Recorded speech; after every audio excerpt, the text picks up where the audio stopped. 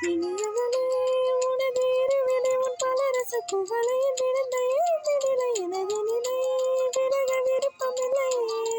பூவே அதிசயிலே பிறந்த பல வருடம் மருந்தவை மறந்தது எனது நினைவதில் உனது முகம் தவிர எதுவும் இல்லையே அன்பே வேறாரும் வாழாத பெருவாழ்விது நினைத்தாலே மனமெங்கும் மலை போகுது மணலையில் வாசம் போதுமே கரையினில் வானம் போதுமே ஒரு கவியே உனை பிரிந்தால்